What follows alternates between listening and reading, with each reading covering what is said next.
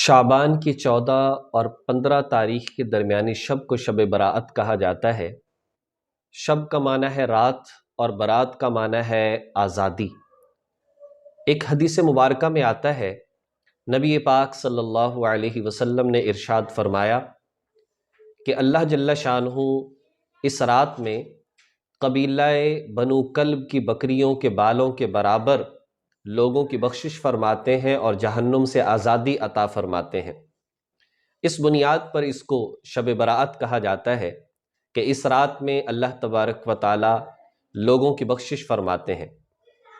بہت ساری روایات کے اندر اس رات کی فضیلت وارد ہوئی ہے۔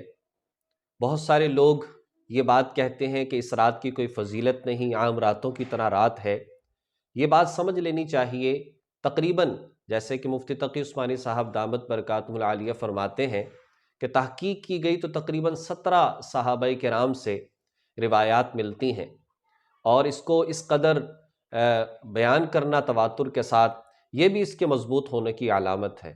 دوسرا یہ ہے کہ اس سے کون سا کوئی فرض یا واجب ثابت کیا جا رہا ہے، ایک نفلی عمل کو ثابت کیا جا رہا ہے، اور اس کے لیے اس قدر عمل کا ہونا یہ کافی ہے۔ نبی پاک صلی اللہ علیہ وسلم ایک رات، اسی رات میں حضرت عائشہ صدیقہ رضی اللہ تعالی عنہا کے ہاں تھے۔ حضرت عائشہ کہتی ہیں کہ میں نے دیکھا کہ آپ موجود نہیں ہیں، تو آپ تلاش کرنے کے لیے باہر نکلی، دیکھا کہ حضور علیہ الصلاۃ والسلام جنت البقیع قبرستان میں وہاں موجود ہیں اور دعا فرما رہے ہیں۔ فارغ ہوئے تو حضور علیہ الصلاۃ والسلام سے پوچھا تو آپ نے ارشاد فرمایا، اے عائشہ، یہ وہ رات ہے کہ جس میں اللہ تبارک و تعالی لوگوں کی بخشش فرماتے ہیں، تو میں اس لیے یہاں پر چلا آیا لوگوں کی بخشش کی دعا کرنے کے لیے۔ ایک اور حدیث مبارکہ میں آتا ہے، قوموا لیلہا وصوموا نہارہا، اس کی رات کے اندر عبادت کرو اور اس کے دن میں روزہ رکھو۔ حضور علیہ الصلاۃ والسلام روزہ رکھتے اکثر، اور جیسا کہ کہا جاتا ہے کہ شب برات بجٹ کی رات ہے، اس کے اندر طے کر دیا جاتا ہے آئندہ کون سے لوگ پیدا ہونے والے ہیں، کون سے لوگ ہیں جن کو موت دے دی جائے گی۔ بلکہ یہیں پر بس نہیں، بلکہ کھیتوں کے اندر، فصلوں میں کس قدر جو ہے غلہ ہوگا، کس قدر پھل ہوں گے، اللہ تبارک و تعالیٰ تو پہلے سے جانتے ہیں، لیکن فرشتوں کے سپرد کر دیتے ہیں کہ فلاں فلاں لوگ، ان کی موت آ جائے گی، فلاں فلاں جو ہے وہاں اس کو پیدا کیا جائے گا۔ اللہ تبارک و تعالیٰ تو پہلے سے جانتے ہیں۔ لہٰذا اس بنیاد پر اگر دیکھا جائے تو کرنے کے جو کام ہے کہ رات تو فضیلت والی ہے، لیکن اس میں کوئی طریقہ کہ عبادت کیسے کی جائے، جیسے لوگوں نے پھیلا لیے جی چند نفل پڑھے جائیں، اس میں فلاں فلاں صورتیں پڑھی جائیں، اس انداز سے عبادت کی جائے، تو ایسا کچھ نہیں ہے۔ بس اتنا ثابت ہے کہ اس رات میں عبادت کرنی چاہیے، لیکن اب اس میں کیسے کیا جائے؟ ہمارے اکابرین ہمیشہ جب ایسی عبادات یا ایسی راتیں آتی، اس میں جتنا وقت جاگنا ہے اس کو 3 حصوں میں تقسیم کر لیا جائے۔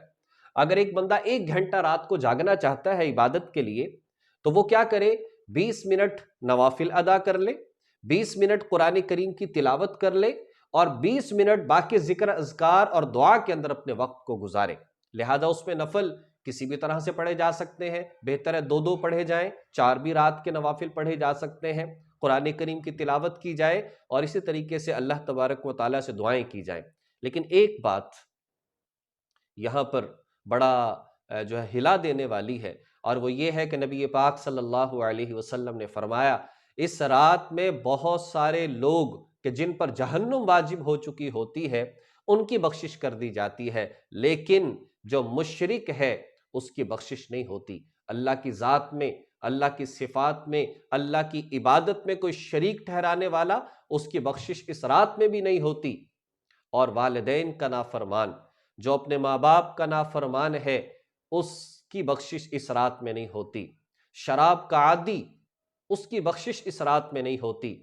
اور مرد جو اپنی شلوار، اپنی پتلون یا اسی طریقے سے اپنی چادر کو ٹخنوں سے نیچے لٹکانے والا ہو، کہ رکوع کی حالت میں، کھڑے ہونے کی حالت میں اگر ٹخنوں سے نیچے جائے تو اس کی بخشش نہیں ہوتی۔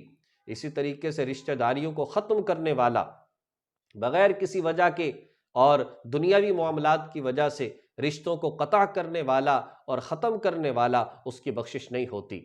ہاں، ایک بندہ اس بات کو سمجھ کر سچی پکی توبہ کر لے، شرک کو سمجھ لے، توبہ کر لے آئندہ نہیں کروں گا، نافرمانی سے توبہ کر لے، کسی کا دل دکھایا اس سے معافی مانگ لے، تو اللہ تبارک و تعالیٰ سارے گناہوں کو معاف فرما دیتے ہیں۔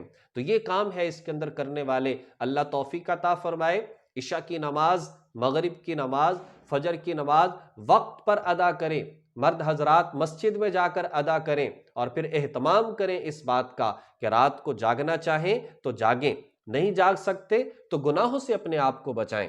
اگر اتنا بھی کر لیا، حضرت عثمان غنی رضی اللہ تعالیٰ عنہ سے روایت ہے، جس شخص نے عشاء کی نماز وقت پر پڑھی، فجر کی نماز وقت پر پڑھی، اللہ ساری رات عبادت کرنے کا اجر عطا فرمائے گا۔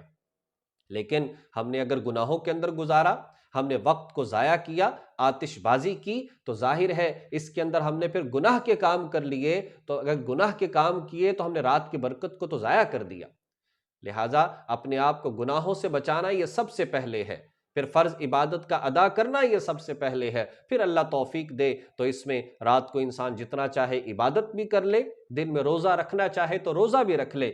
نبی پاک صلی اللہ علیہ وسلم فرمایا کرتے تھے، میں روزہ رکھتا ہوں تاکہ میرے لیے جب فیصلہ کیا جائے، میری موت کا اگر فیصلہ کیا جائے اس رات میں، اس دن کے اندر فیصلہ کیا جائے تو پھر میں روزے کی حالت میں ہوں۔ اس لیے ہمیں اہتمام بھی کرنا چاہیے، کوشش بھی کرنی چاہیے، گناہوں سے اپنے آپ کو بچانا بھی چاہیے۔ اللہ تبارک و تعالیٰ توفیق عمل نصیب فرمائے۔